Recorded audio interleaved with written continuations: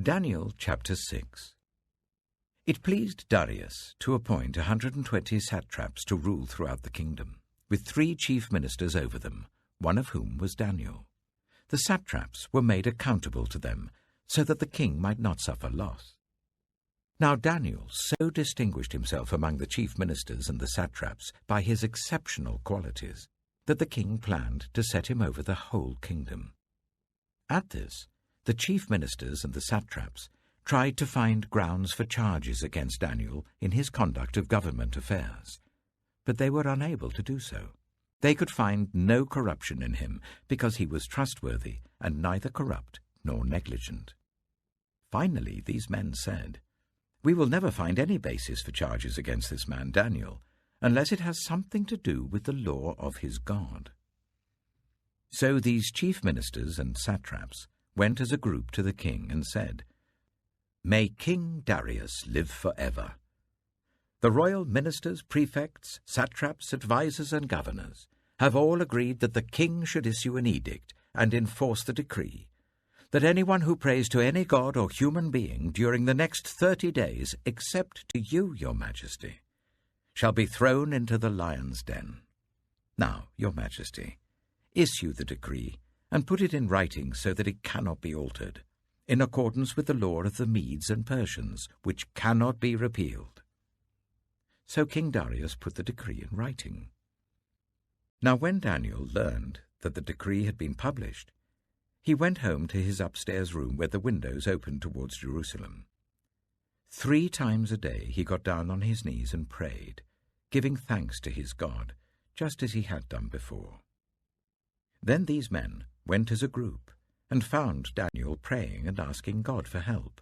So they went to the king and spoke to him about his royal decree. "Did you not publish a decree that during the next 30 days, anyone who prays to any god or human being except to you, your majesty, would be thrown into the lion's den?" The king answered, "The decree stands, in accordance with the law of the Medes and Persians, which cannot be repealed." Then they said to the king, "Daniel, who is one of the exiles from Judah, pays no attention to you, your majesty, or to the decree you put in writing. He still prays 3 times a day." When the king heard this, he was greatly distressed. He was determined to rescue Daniel and made every effort until sunset to save him. Then the men went as a group to King Darius and said to him, "Remember, your majesty, that according to the law of the Medes and Persians, no decree or edict that the king issues can be changed." So the king gave the order, and they brought Daniel and threw him into the lion's den. The king said to Daniel, "May your God, whom you serve continually, rescue you." A stone was brought and placed over the mouth of the den, and the king sealed it with his own signet ring and with the rings of his nobles, so that Daniel's situation might not be changed. Then the king returned to his palace and spent the night without eating and without any entertainment being brought to him, and he could not sleep. At the first light of dawn, the king got up and hurried to the lion's den.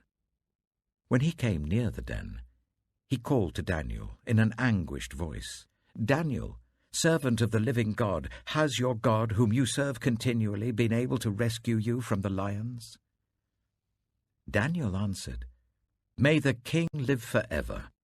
My God sent his angel, and he shut the mouths of the lions. They have not hurt me, because I was found innocent in his sight. Nor have I ever done any wrong before you, your majesty." The king was overjoyed, and gave orders to lift Daniel out of the den. And when Daniel was lifted from the den, no wound was found on him, because he had trusted in his God. At the king's command, the men who had falsely accused Daniel were brought in and thrown into the lion's den, along with their wives and children. And before they reached the floor of the den, the lions overpowered them and crushed all their bones. Then King Darius wrote to all the nations and peoples of every language in all the earth, "May you prosper greatly. I issue a decree that in every part of my kingdom people must fear and reverence the God of Daniel. For he is the living God, and he endures forever. His kingdom will not be destroyed, his dominion will never end. He rescues and he saves. He performs signs and wonders in the heavens and on the earth. He has rescued Daniel from the power of the lions. So Daniel prospered during the reign of Darius and the reign of Cyrus the Persian. Daniel chapter 7. In the first year of Belshazzar, king of Babylon, Daniel had a dream, and visions passed through his mind as he was lying in bed. He wrote down the substance of his dream. Daniel said, "In my vision at night I looked, and there before me were the four winds of heaven churning up the great sea. 4 great beasts, each different from the others, came up out of the sea. The first was like a lion, and it had the wings of an eagle. I watched until its wings were torn off, and it was lifted from the ground so that it stood on 2 feet like a human being, and the mind of a human was given to it. And there before me was a second beast, which looked like a bear. It was raised up on one of its sides, and it had 3 ribs in its mouth between its teeth.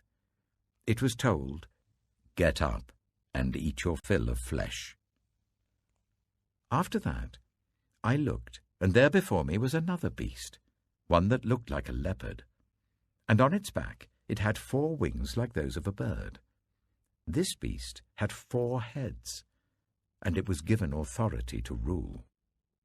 After that, in my vision at night, I looked, and there before me was a 4th beast, terrifying and frightening and very powerful. It had large iron teeth. It crushed and devoured its victims and trampled underfoot whatever was left. It was different from all the former beasts, and it had 10 horns. While I was thinking about the horns, there before me was another horn, a little one, which came up among them, and 3 of the first horns were uprooted before it. This horn had eyes like the eyes of a human being, and a mouth that spoke boastfully. As I looked, thrones were set in place, and the Ancient of Days took his seat. His clothing was as white as snow. The hair of his head was white like wool. His throne was flaming with fire, and its wheels were all ablaze.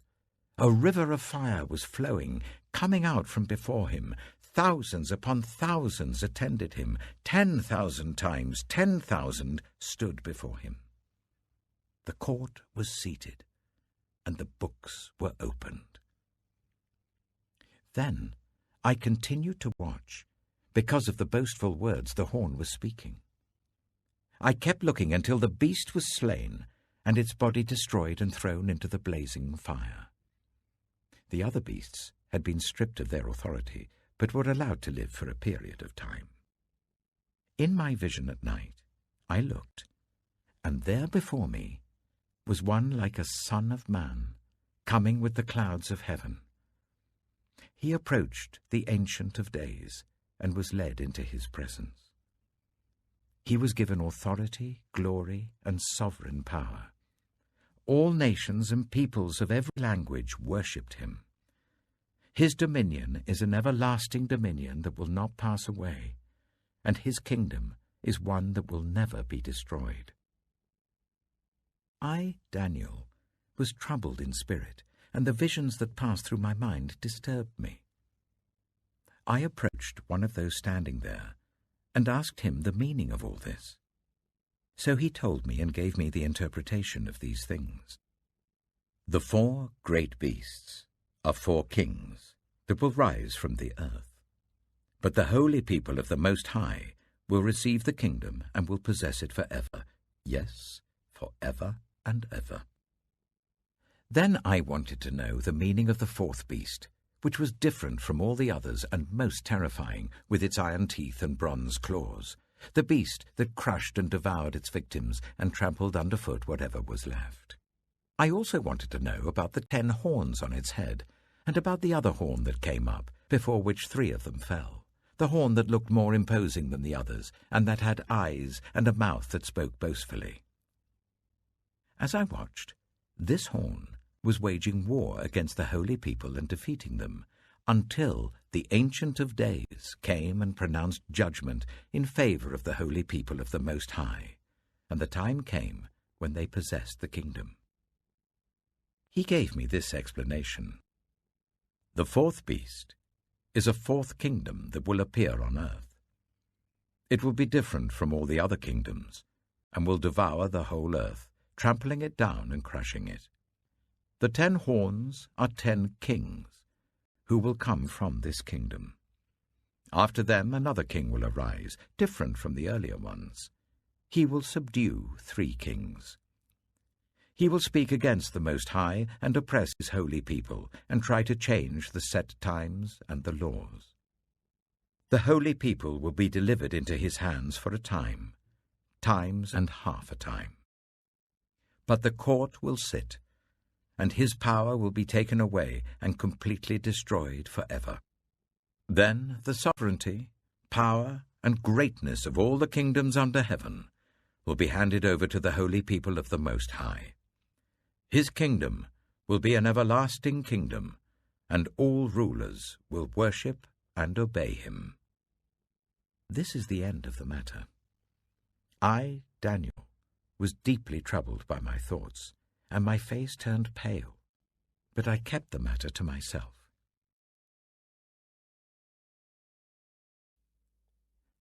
Revelation chapter 2. To the angel of the church in Ephesus, write, These are the words of him who holds the 7 stars in his right hand, and walks among the 7 golden lampstands. I know your deeds, your hard work, and your perseverance. I know that you cannot tolerate wicked people, that you have tested those who claim to be apostles but are not, and have found them false. You have persevered and have endured hardships for my name, and have not grown weary. Yet I hold this against you. You have forsaken the love you had at first. Consider how far you have fallen. Repent, and do the things you did at first. If you do not repent, I will come to you and remove your lampstand from its place. But you have this in your favor. You hate the practices of the Nicolaitans, which I also hate. Whoever has ears, let them hear what the Spirit says to the churches. To the one who is victorious, I will give the right to eat from the tree of life, which is in the paradise of God.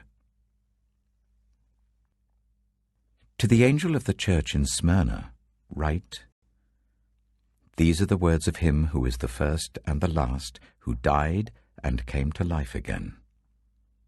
I know your afflictions and your poverty, yet you are rich.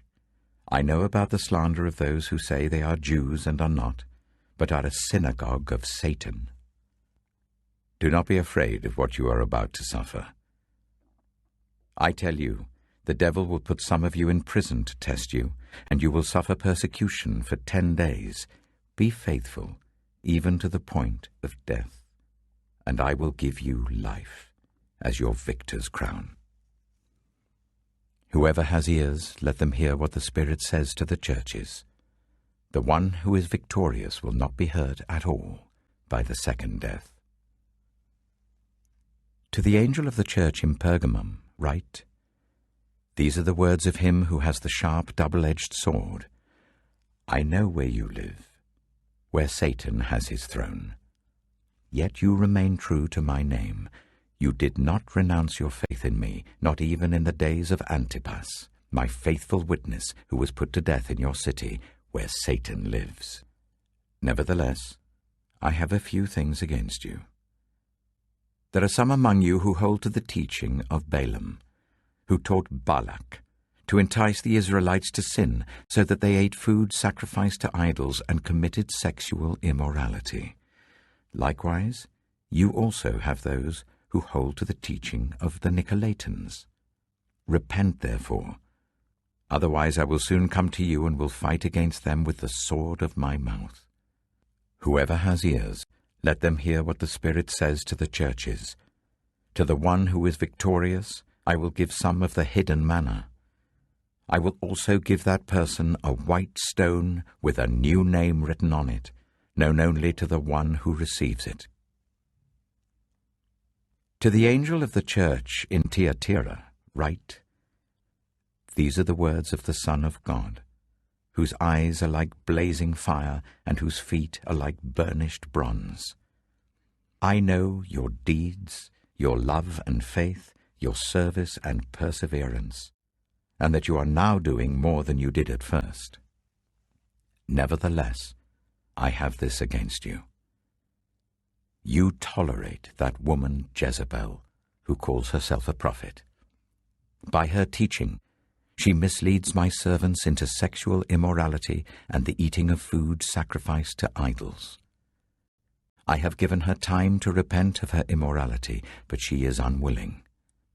So I will cast her on a bed of suffering, and I will make those who commit adultery with her suffer intensely, unless they repent of her ways. I will strike her children dead.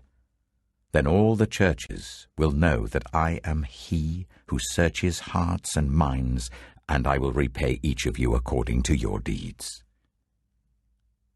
Now I say to the rest of you in Thyatira, to you who do not hold to her teaching and have not learned Satan's so-called deep secrets, I will not impose any other burden on you, except to hold on to what you have until I come. To the one who is victorious and does my will to the end, I will give authority over the nations. That one will rule them with an iron scepter and will dash them to pieces like pottery, just as I have received authority from my Father. I will also give that one the morning star. Whoever has ears, let them hear what the Spirit says to the churches.